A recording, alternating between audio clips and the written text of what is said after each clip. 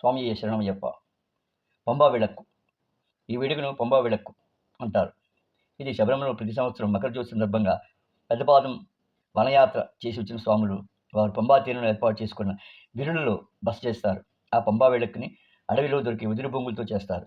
ఒక దేవాలయం మాదిరి అరలతో చక్కని రథంలా చేసి పైన చక్కని చిత్రంలో అయ్యప్ప స్వామి ఫోటో పెట్టి 18 మెట్లు ఏర్పాటు చేసి మెట్టుకు దీపాలు ఏర్పాటు చేసి గాలి బుడుగులతో చక్కని అలంకారం చేసి 4 వైపులా పల్లకీలా పట్టుకునేలాగా ఏర్పాటు చేసి కన్యస్వాములు ఉంటే 4 వైపులా భుజాల మీద పెట్టుకుని స్వామి శరణమయ్యప్ప అని గట్టిగా శరణం చెప్తూ గురుస్వాములు పెద్ద స్వాములు భజనలు చేస్తూ శంఖనాదం చేస్తూ భజనలతో పంబా నది వరకు తీసుకెళ్ళి అక్కడ నదిలో దిగి పంబా నది శరణమయ్యప్ప అని శరణం చెప్తూ జాగ్రత్తగా పంబా విళక్కుని స్వాముల భుజాల నుంచి దింపి నదిలోకి ఆ పంబా విళక్కుని విడిచిపెడతారు.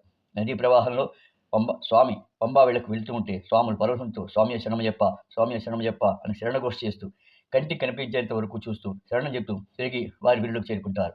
ఇది ప్రత్యేకంగా సీనియర్ స్వాములకు మాత్రమే తెలుసు. వారితో వెళ్ళిన వారికి ఈ సాంప్రదాయం అనేది ఉంది అని నేటి తరం వాళ్ళ స్వాములకు, అంటే ఎవరైతే పంబ నుంచి చిన్నపాదం చేస్తారో వారికి ఇది ఒక శరణంలో మాత్రమే పంబా వెళ్ళకి శరణమయ్యప్ప అని మాత్రం వస్తుంది. మేము ఈ వేడుకని ప్రతి సంవత్సరం చేస్తూ ఉంటాము. ఇది నేను గత 20 ఏళ్ళుగా చేస్తున్నాను. ఇటువంటి మరొక సంప్రదాయం పంబ సద్ది. ఈ విషయం మరొక వీడియోలో తెలియజేస్తాను. నా ఛానల్ మాలాధారణను లైక్ చేస్తూ సబ్స్క్రైబ్ చేస్తున్న మీ అందరికీ ధన్యవాదములు. మీ ద్వారా మీకు తెలిసిన వారికి షేర్ చేయమని కోరుతున్నాను. ఈ ఛానల్ ద్వారా శబరిమల అయ్యప్ప స్వామి విషయాలు తెలుసుకోవాలని నా ఛానల్లో నాకు తెలిసిన విషయాలు తెలియజేస్తూ పోస్ట్ చేస్తూ ఉంటాను. నేను 1983 నుంచి శబరిమల యాత్ర చేస్తున్నాను. మలయాళం చదవడం, రాయడం, మాట్లాడడం నేర్చుకున్నాను. తమిళ, కన్నడ భాషలో కూడా ప్రవేశం ఉంది. ఇదంతా అయ్యప్ప స్వామి గురించి తెలుసుకోవాలి. తపన, ధ్యాస, మననం, ధ్యానం, భక్తి. స్వామి శరణమయ్యప్ప.